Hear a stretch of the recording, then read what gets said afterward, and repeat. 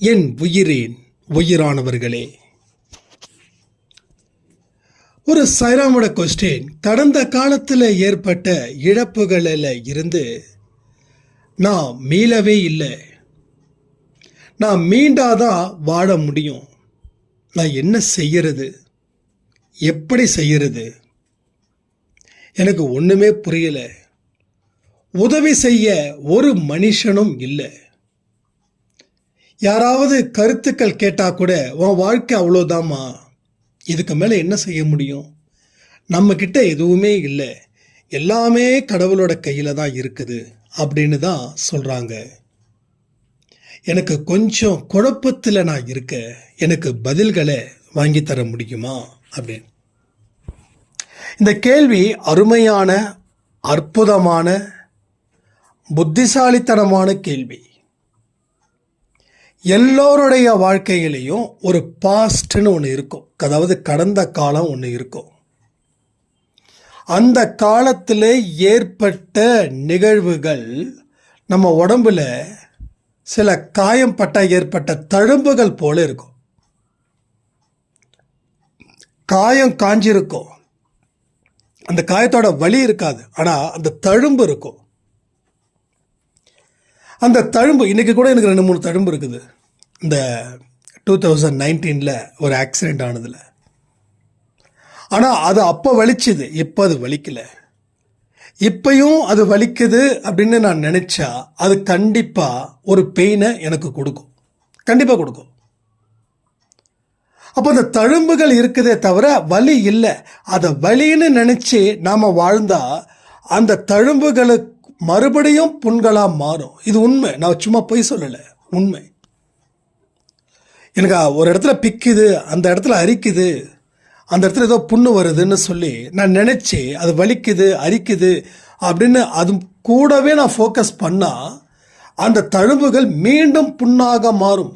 இது நான் நிறைய பேர்ட்டு பார்த்துருக்கேன். நான் என்னைக்கோ விழுந்த தழும்புங்க இப்போ மறுபடியும் புண்ணாக நிற்குது. அப்போது அவங்க அந்த தழும்பு வந்துடுச்சே அப்படின்னு நினச்சி காயம் இல்லாமல் இருந்தாலும் காயம் இருக்கிறதா நினச்சி, வலி இல்லாமல் இருந்தாலும் வலி இருக்குதுன்னு நினச்சி அவங்க தொடர்ந்து அதையே நினைக்கும்போது, கவனத்தை அதிலே வைக்கும்போது அந்த தழும்புகள் மீண்டும் ஒரு வலியையோ ஒரு சேதாரத்தையோ அது ஏற்படுத்தும்.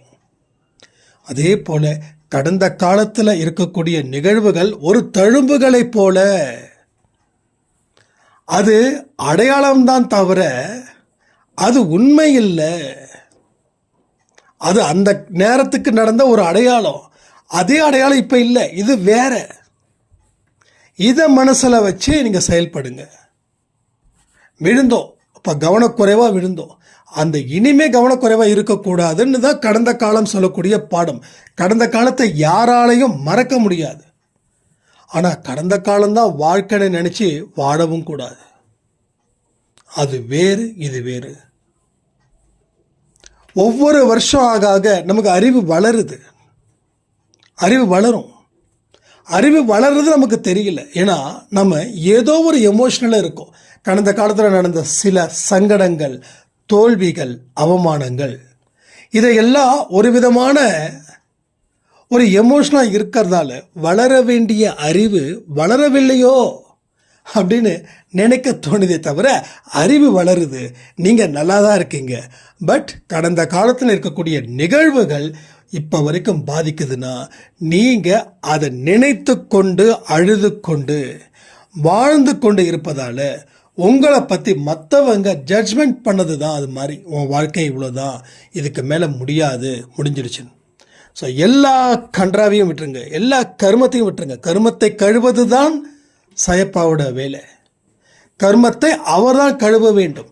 கர்மத்தை கழுவதற்கு நாம் தயாராக இருந்தால் அந்த கர்மத்தை அவர் தன் கைகளால் கழுவி நம்மளை சுத்தப்படுத்தி நம்ம வாழ்க்கைக்கு தேவையான அத்தனை வழிமுறைகளையும் பாதைகளையும் அவர் உருவாக்கி தந்து நம்ம வாழ்க்கையை வெற்றி பெற வைப்பார்.